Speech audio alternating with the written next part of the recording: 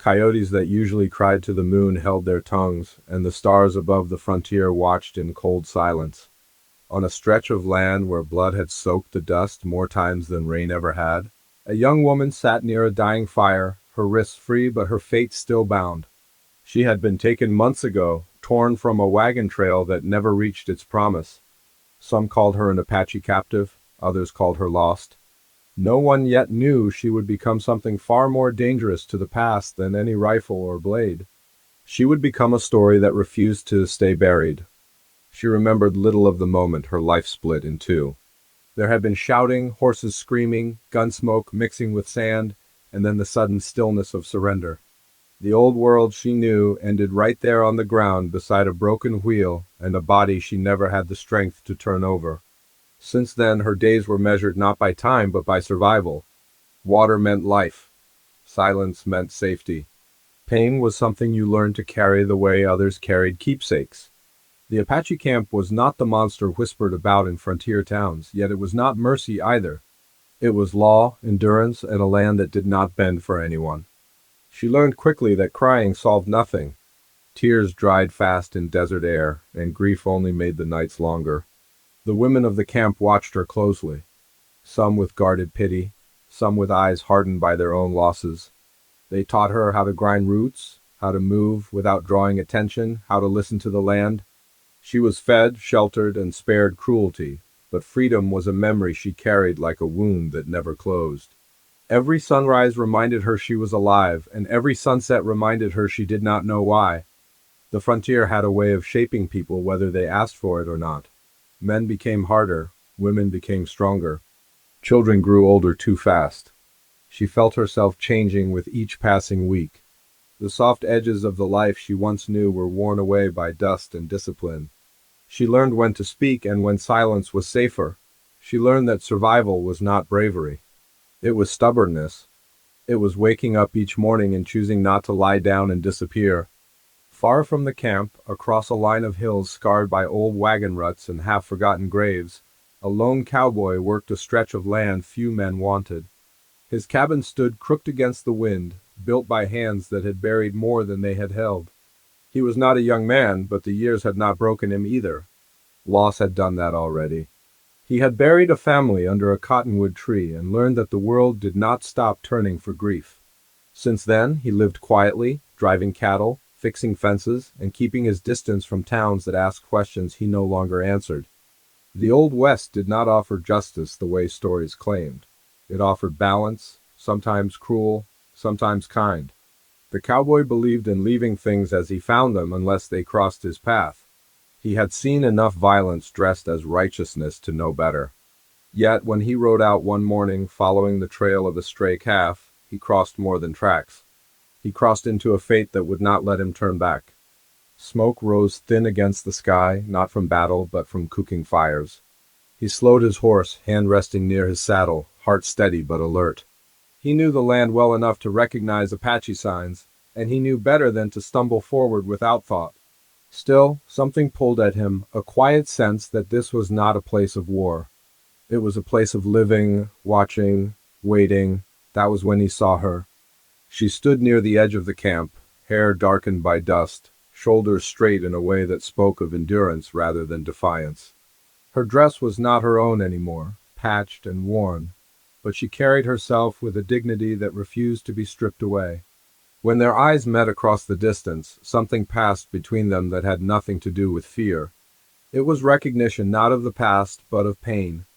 She did not run, she did not cry out.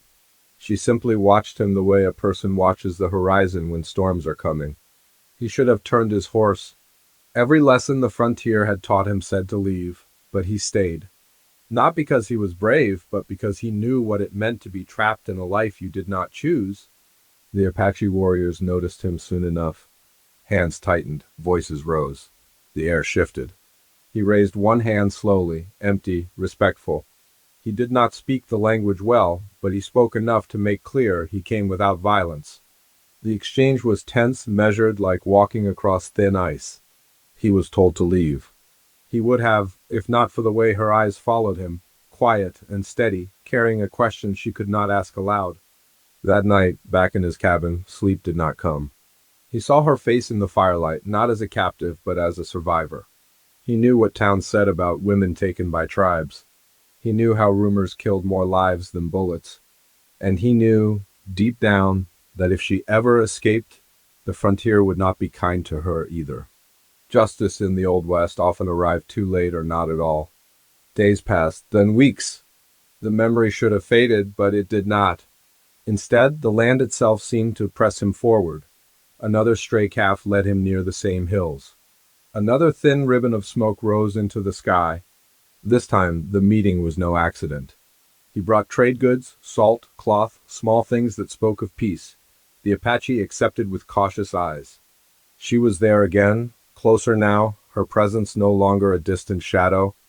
They did not speak much. Words were dangerous. But understanding grew in silence. He learned she had been spared because she learned quickly. She learned he was alone because life had taken everything else. Two broken paths crossing in a place neither expected. The frontier is not kind to love. It tests it with hunger, fear, and the weight of old wounds. Yet something fragile began to form, not through promises, but through shared glances and moments stolen from the watchful eyes of the world. She began to hope, quietly, carefully. Hope was dangerous, but so was living without it. Still, danger lingered like a loaded gun on the table. The Apache were not cruel, but they were not foolish. A captive who looked toward another life was a risk. A cowboy who lingered too long was a threat. Lines were being drawn in the dust whether anyone wanted them or not. On the night the wind changed direction, a decision was made that could not be undone. She stood at the edge of the camp again, the moon casting pale light on the path beyond. In the distance, a horse waited, barely visible, reins loose, heart pounding in the dark. One step would mean everything. Staying meant survival without freedom. Leaving meant freedom chased by consequences. Her breath caught as a shadow moved behind her. And in that moment, with the frontier holding its breath and love balanced on the edge of a knife, her fate waited to be claimed or lost forever. The shadow behind her did not rush. It paused like a man weighing the cost of a step. The woman felt the heat of the fire at her back and the cold of night on her face. And for one long breath she did not turn. She listened instead. The soft scrape of a moccasin in sand, the faint shift of a blanket. A slow exhale that carried no anger, only watchfulness. On the frontier, danger was not always loud. Sometimes it came quiet, with patience. When she finally turned her head, she saw one of the older women from the camp standing a few paces away. The elder's hair was streaked with gray, braided tight, her eyes sharp as flint. She did not speak right off. She studied the woman's hands, her shoulders, the way her weight leaned toward the dark path beyond the camp.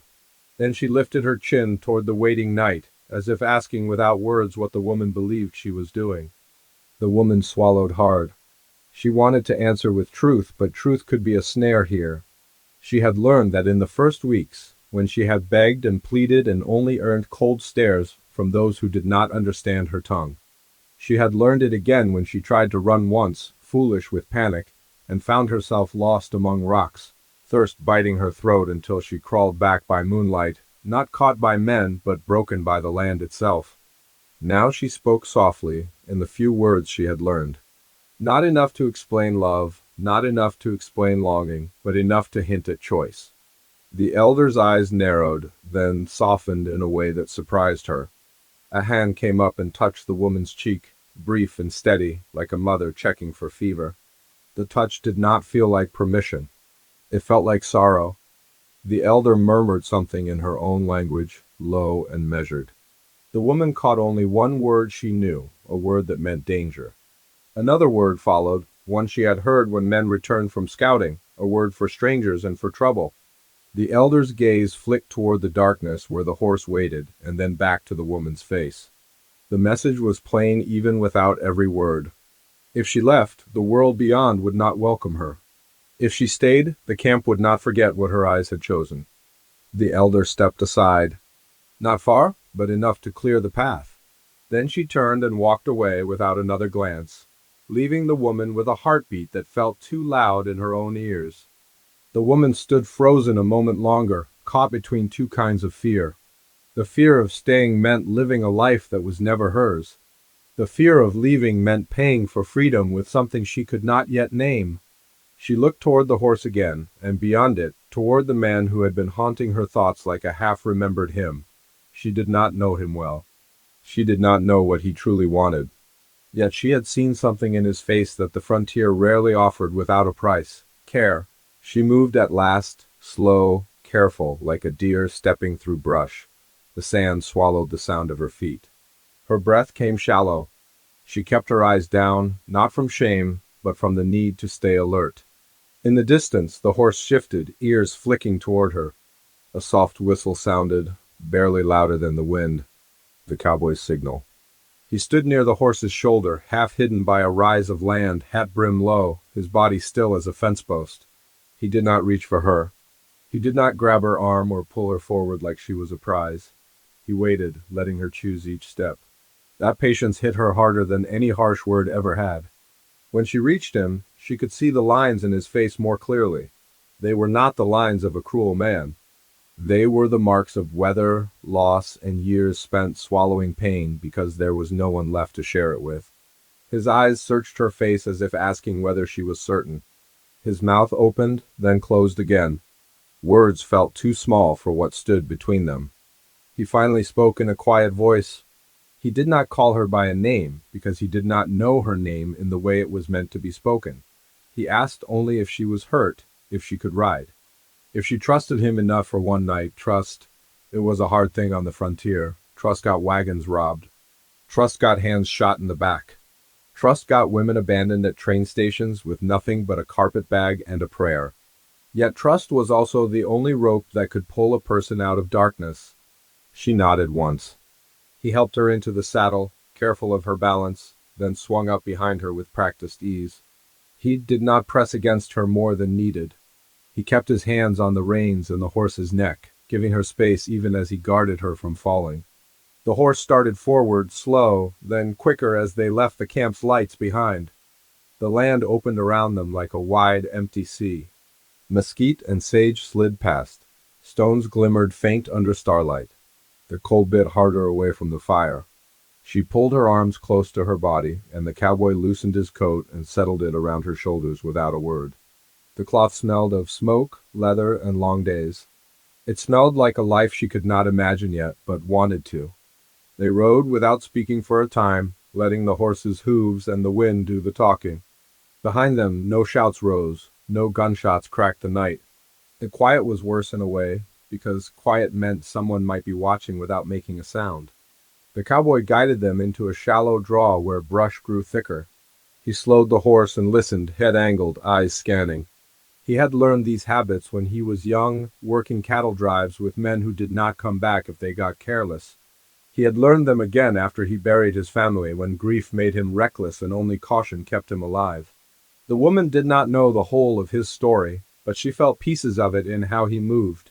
This was a man who had once been open and then learned to close himself like a door against the storm. Long ago, he had come west with hope, like most did. He had been raised back east where fences were straight and laws lived in books. He came looking for land, work, and the kind of freedom a man could hold in his palm. He found a small spread, built a cabin, and married a woman whose laugh could soften even hard days. They had a child, then another. For a little while, the world made sense. Then sickness came, the quiet kind that steals breath. Fever first, then weakness, then that helpless look in a loved one's eyes when prayer fails. He buried the first under cottonwood shade. The second followed before the ground had settled. And the third, his wife, held on the longest, stubborn as a mule, until she could not. When she died, the cabin felt too big and too empty. He left town behind, left church behind, left friends behind, because every kind word felt like salt in a wound. After that, he became a man the frontier understood. A man who worked, paid his debts, spoke little, and kept to himself. Folks did not bother him much. Some pitied him, some feared him. A man with nothing to lose unsettled people. Now, riding through the dark with a woman who carried her own kind of loss, he felt something stir that he had buried deep. Not joy, not yet. Something quieter, a reason to be careful, a reason to hope. But hope could make a man foolish, and the Old West punished fools fast. They reached his cabin before dawn, a crooked shape against the paling sky. The place looked like a man had built it with more need than skill. The fence leaned. The porch boards creaked. Yet it was solid, and it was hidden by a rise of land and a stand of scrub that kept it out of sight from the main trail. He helped her down, then led the horse behind the cabin to a small trough. He moved quick but quiet, listening even as he worked. The woman stood near the doorway, coat pulled tight, eyes sweeping the yard. Every shadow looked like it might step forward. Inside, the cabin smelled of wood, smoke, and old leather. A table, 2 chairs, a bed made rough with a worn blanket, a shelf with a few tin cups and a coffee pot, a small Bible beside a stack of letters tied with twine. The woman noticed the letters first. She did not touch them, but her gaze lingered. She had not seen such careful saving in a long time. Only a person who had lost much saved scraps like that. He built the fire without fuss and warmed water. He offered her a tin cup. Then he sat on the edge of the chair, hat in his hands, looking at the floor like he was ashamed of how little he had to offer. The woman's throat tightened. In towns, she had known men who spoke sweet and smiled wide, and still carried cruelty in their pockets. This man did not speak sweet. He did not smile wide. He sat there like a man afraid of breaking what little goodness had stepped into his cabin. He told her, careful with words, that she could rest, that he would not force anything, that he would take her to a place where she could decide what came next. His voice roughened when he said the last part, as if he knew the world might not give her many good choices. She listened, holding the cup with both hands, letting the warmth soak into her fingers. She wanted to tell him her past, to lay it out so he understood what he was risking. She wanted to say she had not been mistreated in the way towns would whisper, but she had been trapped, and being trapped changes a person. It teaches them to look for exits in every room. It teaches them not to trust comfort because comfort can vanish. She spoke slowly, using plain words. She told him she had been on a wagon trail headed west. She told him the trail broke apart, that people died, that she did not know who was buried where. She did not describe the worst of it, because some things do not need to be spoken to exist. She said only that she had learned to survive, and survival did not always look pretty. He nodded, eyes shadowed. He did not ask for details like a man hungry for stories. He asked what she needed. Food, water, rest, warmth. He asked if she had any kin left. She hesitated, then shook her head. Even if kin lived somewhere, she did not know where. The West was big and people vanished into it like smoke. A faint sound outside cut through the quiet. A horse snorting, another, farther off. The cowboy's spine went still. His eyes lifted to the window, and the woman felt her stomach drop. He stood and moved to the door without speaking, reaching for his rifle where it leaned by the wall. He did not raise it yet. He only held it, listening. The woman rose too, every part of her body braced to run. Then came a low call from the dark, not shouted but firm. A voice in a language she had learned enough to understand. A warning, a question. The cowboy looked back at her, face tight, not with anger, but with the knowledge that the past does not let go easy. Someone had followed. And out in the cold dawn air, beyond the cabin and the thin line of brush, shapes began to move between the shadows, slow and steady, as if they had all the time in the world to claim what they believed belonged to them. The cowboy did not step outside right away. He stood just inside the doorway, rifle held low but ready, listening to the land the way a man listens to his own breath when he fears it might stop. The woman stood a few steps behind him, heart pounding so hard she feared it might give her away. Outside, the horses shifted again. Not restless, not panicked. Waiting, that was worse. The voice came again, closer this time. It was not raised in anger. It carried authority, the kind that did not need shouting. The woman understood enough to know it was a demand for her return, wrapped in a warning. The camp had noticed her absence. The elder's sorrowful look now made sense. Leaving had never been meant to be quiet. The cowboy glanced back at her. In that look was a question heavier than words. He could tell her to hide. He could tell her to run. He could step out and send them away with gunfire or bravado. Each choice carried its own cost.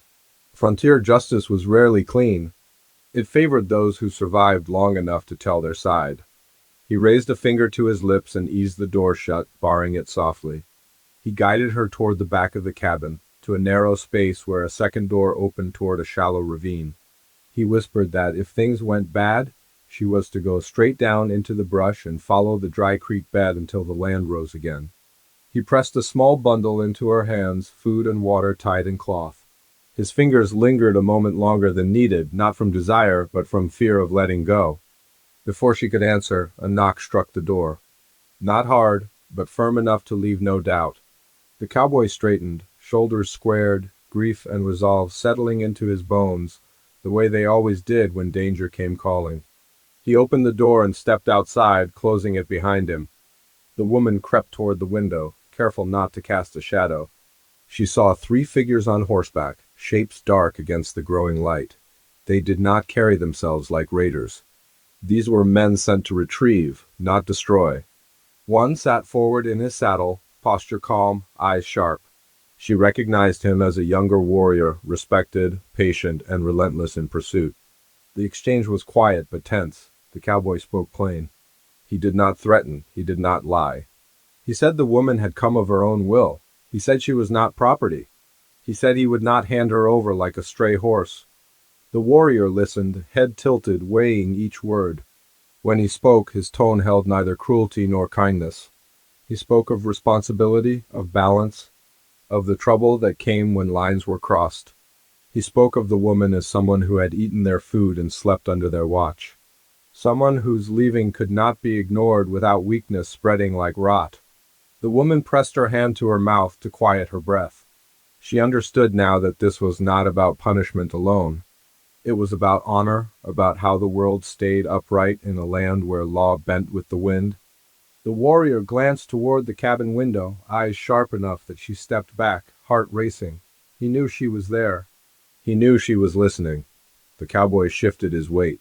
He did not raise his rifle. He did not step aside. He held his ground like a man who had already lost everything worth losing. The standoff stretched, fragile as glass. At last, the warrior spoke again, this time naming the town. He spoke of how rumors traveled faster than horses. He spoke of how settlers would not see a woman's choice. They would see only fear and blame. He warned that trouble would not end here. Not for the woman, not for the man who sheltered her. Then he turned his horse slightly, signaling a pause rather than retreat. The other riders followed his lead. They did not leave, but they did not advance either. The message was clear. This was not finished. Inside the cabin, the woman slid down to sit on the edge of the bed, legs weak. The danger had not passed. It had only changed shape. By midday, the riders were gone, their tracks fading into the hard earth. The cowboy did not relax. He packed supplies, moved his horse, and watched the hills with a careful eye. He told the woman they could not stay. The cabin was known now. If not by the camp, then soon by others who would come asking questions with less patience. They rode toward town under a hard sun, keeping to back trails. The woman pulled the coat tighter around herself, eyes drawn to every sound. Towns frightened her more than open land. Out there danger was honest. In towns it smiled and shook your hand. The settlement came into view by late afternoon. A scatter of buildings crouched around a dusty main street. A church with a crooked cross, a general store, a saloon with swinging doors that creaked like old bones. Children ran barefoot near the well, laughter cutting sharp through the air. The sound made the woman's chest ache. Children had suffered in every place she had been, caught between grown men's choices. The cowboy guided the horse to the edge of town and dismounted. He told her to wait while he went ahead to speak with someone he trusted, a widow who ran a boarding house and asked few questions. The woman nodded, but fear prickled her skin. Waiting meant being seen. As he walked away, she felt eyes on her. Townsfolk noticed everything out of place. A woman alone. A coat too big for her shoulders, dust that spoke of long travel. Whispers stirred like flies. At the well, 2 boys paused their game, staring openly. One tugged the other's sleeve and pointed. Their faces held curiosity more than cruelty, but curiosity could turn sharp fast when fed by adult fear. The widow stood in her doorway when the cowboy returned with her. The woman was older, back bent but eyes keen. She took one look at the woman and then at the cowboy. No questions were asked aloud. She stepped aside and ushered them in. Inside the boarding house smelled of bread and soap. It felt unreal after months of smoke and dust. The widow offered water, then food, watching the woman with a mix of caution and sympathy. She had seen too many broken people come through her door to mistake fear for guilt. Word spread anyway. By evening the saloon buzzed. Men leaned close over their drinks. A woman from the Apache camp, they said, taken or worse. A cowboy fool enough to bring trouble into town. Some spoke with anger. Others with a hunger masked as concern. Frontier justice thrived on half-truths. The sheriff heard the talk. He was a man worn thin by the job, badge dull, eyes tired. He had buried friends and hanged men and learned that neither brought peace. He sent for the cowboy, asking him to come speak. The cowboy went alone, leaving the woman under the widow's watch. He sat across from the sheriff in a small office that smelled of ink and sweat. He told his story plain, leaving nothing out except what belonged to the woman alone. He said she had chosen. He said he would stand by that choice. The sheriff rubbed his jaw. He spoke of pressure, of settlers who would not let the matter rest, of letters already sent east whenever such stories arose. He warned that if the army got wind of it, they would not ask who was right. They would bring order with rifles and burn what did not fit. Outside, a group gathered near the boarding house. Not a mob yet, but the shape of one forming. A man shouted something ugly. Another laughed. The widow shut her door and barred it, telling the woman to stay back from the windows. The woman sat on the bed, hands clenched in her lap. She thought of the children at the well, of the elder's hand on her cheek, of the warrior's steady eyes, of the cowboy standing alone in the sheriff's office, facing the weight of a town that did not know her heart. She had wanted freedom. She had not wanted bloodshed. Yet the frontier did not separate the two cleanly. A child's cry cut through the evening noise. A small girl stumbled near the steps, having tripped in the dust. The woman rose without thinking and moved to help, opening the door before the widow could stop her. She knelt and lifted the child gently, brushing dirt from her knees. The crowd went quiet. For a moment, no one saw a captive or a threat. They saw a woman soothing a crying child, voice low, hands steady. The child clung to her, tears slowing. Then a man spat into the dirt and muttered a word that carried fear like poison. The spell broke. The widow pulled the woman back inside and shut the door hard. The child was taken away by a flushed mother, gratitude mixed with suspicion. Back at the sheriff's office, a deputy burst in, breathless, speaking of trouble brewing. The sheriff swore under his breath. He knew how this ended too often. He told the cowboy to stay put. He went to face the town. Night fell heavy and close. The woman sat in the dim room, listening to voices rise and fall outside. She understood now that the past did not just follow her. It reached ahead, shaping the ground she tried to step onto. Love had brought her here, but love alone would not shield her. Somewhere beyond town, the land waited, indifferent. Somewhere beyond that, the Apache watched, deciding their own next move. And somewhere between all of it, a choice made in the dark was pulling lives together toward a reckoning no one could outrun. The danger was no longer behind her. It was closing in from every side. Night settled over the town like a held breath. Lamps glowed behind windows, casting weak yellow pools on the dirt street. The boarding house felt smaller with every passing minute, walls closing in under the weight of whispered threats and unanswered questions. The woman sat near the window but did not look out. She listened instead. Boots scraping, a cough. The low murmur of men who believed the dark belonged to them. The widow moved about the room with purpose, lighting another lamp, checking the latch on the door, setting a kettle on the stove, though no one asked for it. Her hands shook only a little. She had lived too long on the frontier to expect protection to arrive in time. She believed in preparation and prayer, in that order. The woman rose and offered to help. The widow studied her for a long moment, then nodded. Giving someone a task could steady the mind better than any sermon. They worked side by side, quiet, passing cups and cloth, the small normal acts feeling almost holy against the rising unease. Outside, a man laughed too loud. Another voice answered, sharper. The sound carried anger, but also fear. Fear of change, fear of losing ground.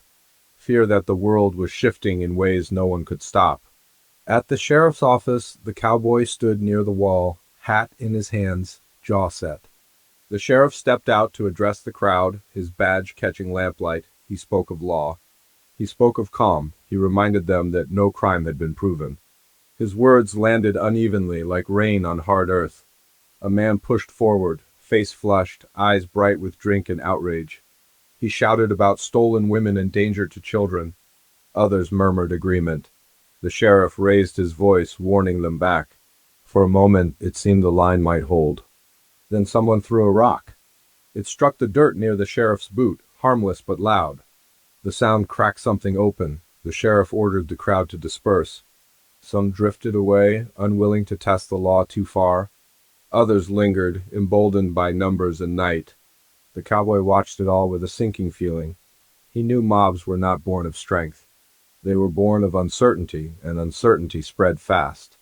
He thought of the woman waiting behind a barred door, of the way she had knelt to comfort a child without thinking of the cost. He thought of the warrior's steady eyes and the elder's sorrow. He wondered how many worlds she was being asked to carry on her back. A deputy leaned close and whispered that riders had been seen on the ridge beyond town, not settlers, not soldiers. The sheriff closed his eyes for a brief second, then opened them with resolve. Trouble did not arrive one piece at a time. It came all at once.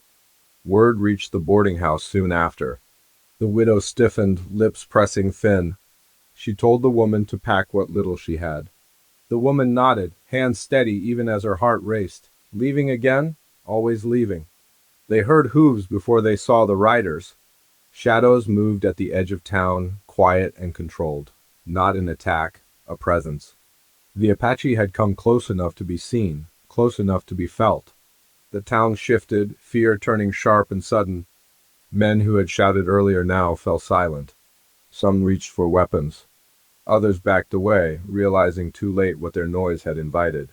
Frontier justice did not belong to one side alone. The sheriff moved quickly, ordering the deputy to keep men back. He stepped forward into the open, hands raised, showing respect. He called out, voice steady, asking for parley. He did not know if it would be answered. The woman watched through a narrow crack in the shutter. She recognized the shapes of the riders, the way they held themselves. The warrior was there. She felt it before she saw him. Her chest tightened with a mix of fear and something like relief. He had come, not in rage, but in answer to a balance disturbed. The cowboy slipped away from the sheriff's office and moved toward the boarding house, keeping to shadows. He reached the door just as the widow finished tying a bundle. He met the woman's eyes and saw the question there. What now? He spoke low, urgent. He said the town was a powder keg. He said the army would not be far behind if things turned violent. He said they had to leave before someone forced a choice that would cost lives. The widow interrupted, voice firm. She said running now would look like guilt. She said hiding would not protect anyone. She said sometimes staying put was the bravest thing a person could do.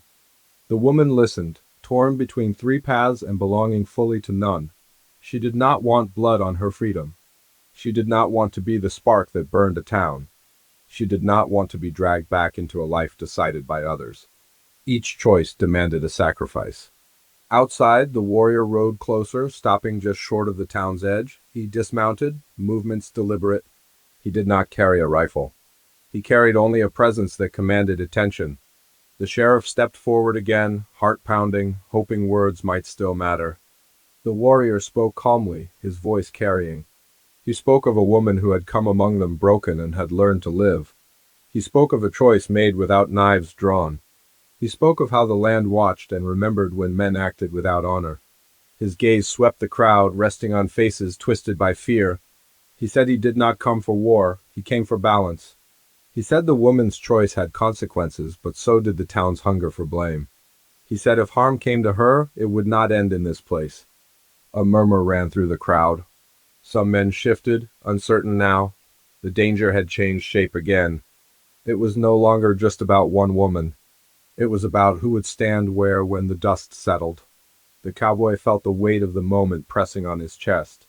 He knew the warrior spoke truth as his world understood it. He also knew the town would not rest easy knowing riders watched from the dark. Fear fed fear. He stepped forward, surprising even himself. He stood beside the sheriff, hat off, hands empty. He spoke plain. He said the woman was under his protection. He said he would answer for her choices because he believed in them. He said if there was to be punishment, it should fall on him. A gasp rippled through the crowd. The widow's hand flew to her mouth. The woman felt tears burn her eyes, hot and sudden. Sacrifice was an old word on the frontier, but it rarely sounded so simple. The sheriff stared at the cowboy, anger and respect fighting in his eyes. He knew what the man offered. He knew what the town might take. The warrior studied the cowboy closely. For a long moment, the world seemed to hang on that look. Then the warrior nodded once, slow. He spoke again, quieter this time. He said courage was seen by many eyes. He said sacrifice carried weight beyond one life. He said the night would pass, but memory would remain. He mounted his horse and turned, signaling his riders to pull back, not gone, but farther into shadow. The message was clear. They would not strike first, but they would not forget. Relief washed through the town like a weak tide. Some men lowered their weapons. Others cursed under their breath, frustrated that certainty had slipped away. The sheriff ordered everyone home, voice hard, daring them to argue. Slowly, the crowd thinned. Doors shut, lamps dimmed. The night grew quieter, but the quiet was tense, stretched thin. Inside the boarding house, the woman sank onto the bed, shaking now that she no longer had to stand. The cowboy knelt in front of her, not touching, just close enough to be there. He told her he meant every word. He told her he would not trade her safety for his own. She reached out then and took his hand, fingers curling around his rough skin. The touch grounded them both. She told him she did not want him to pay for her past. She told him she wanted a future where choices did not cost lives. The widow watched them with eyes full of something like hope and sorrow mixed together. She had seen love born under worse stars and still fail. She had also seen it bend fate in small, stubborn ways.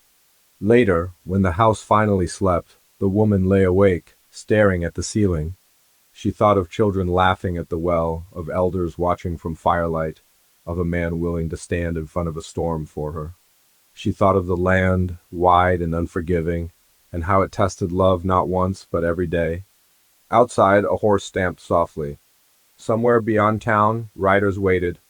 Somewhere farther still, soldiers would one day come with orders and flags. The future pressed close, heavy and uncertain. She did not know how it would end. But for the first time since the wagon trail broke apart, she believed an ending worth fighting for might still exist, just beyond the reach of night, waiting for courage to carry them one step closer without yet allowing peace to settle. Morning came slow and pale, washing the town in a light that felt cautious, as if the sun itself was unsure whether it was welcome. The night had passed without gunfire, without screams, and in the Old West that alone felt like a mercy. The woman woke to the sound of the widow moving about the boarding house, bread baking, water heating, life insisting on itself despite the strain left behind. For a moment she lay still, listening to her own breath. She was safe. Not free of danger, not untouched by fear, but alive and still standing. That counted for something on the frontier. When she rose, she found the cowboy already awake, sitting at the small table with a cup of coffee gone cold. His eyes lifted when he saw her, relief softening his face. He did not smile wide, he never did. But something gentler settled between them, a quiet understanding that they had crossed a line together and survived the night on the other side. The sheriff arrived not long after, hat in hand, expression sober. He spoke plainly, as men had to when lies would only deepen trouble. He said the town council had met at first light. He said tempers had cooled with the sunrise, as they often did. He said the woman would not be forced from town, nor handed over, nor blamed for the fears of others. He also said there would be rules. Staying would require patience. Leaving would require care. Either path would demand courage.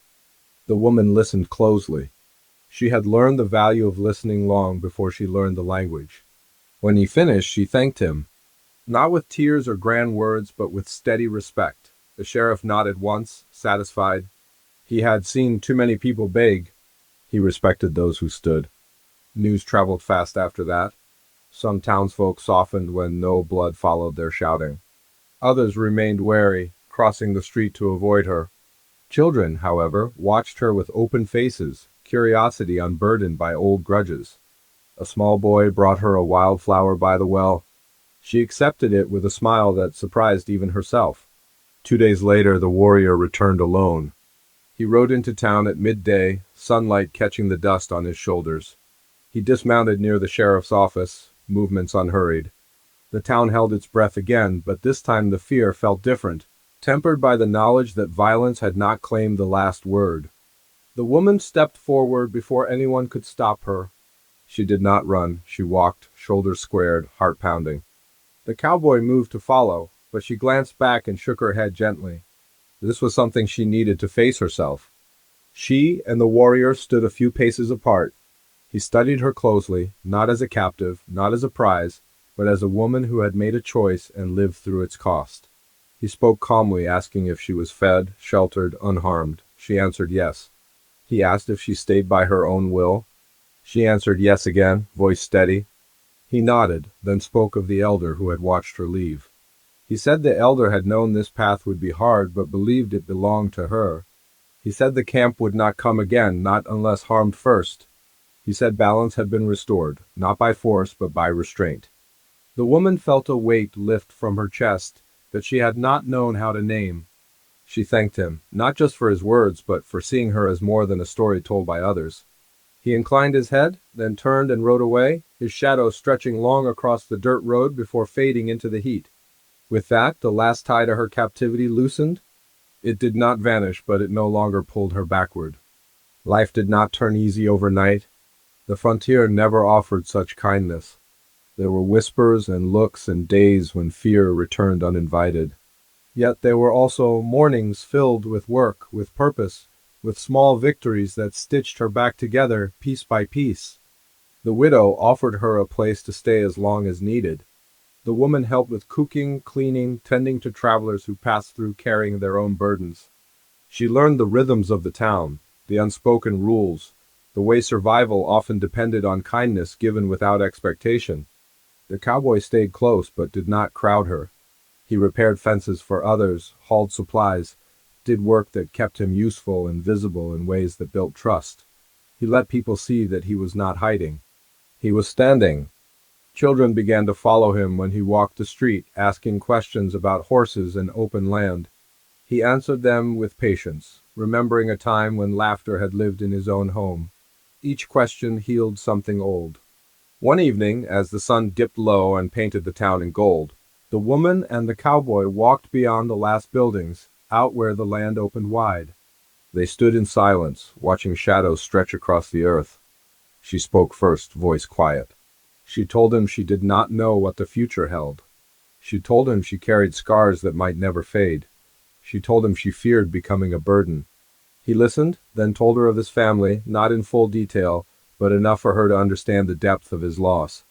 He told her that love did not erase pain, it stood beside it. He told her that choosing someone was not about fixing them. It was about walking forward together, even when the road bent toward sorrow. She reached for his hand, and this time he closed his fingers around hers without hesitation. They did not marry quickly. The Old West taught patience through necessity.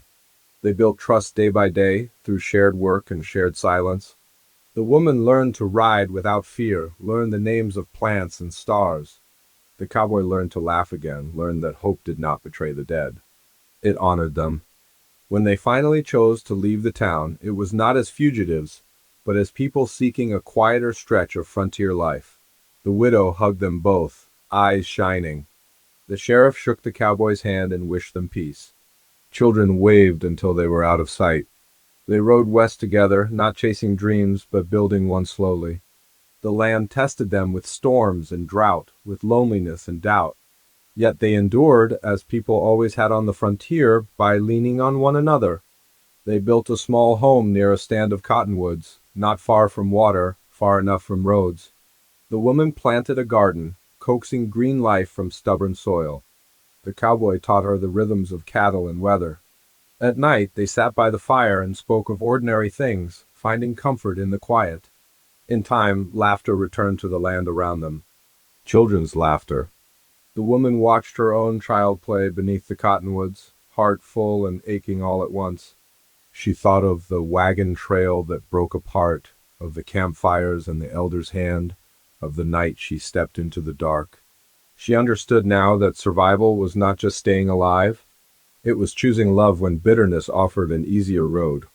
The cowboy stood beside her, arm around her shoulders, eyes soft. He had not forgotten his past, but it no longer defined his future. Love had not erased loss, it had given it meaning. As the sun set behind the hills, painting the sky in colors no artist could capture, they stood together, rooted in the land that had tested them and found them worthy. Their story would never be written in law books or carved into monuments. It would live instead in the quiet strength of frontier life, in the way love survived where fear once ruled. In a world shaped by dust and danger, they had built something gentle and enduring. And on that wide, unforgiving land, their Wild West love story proved that even in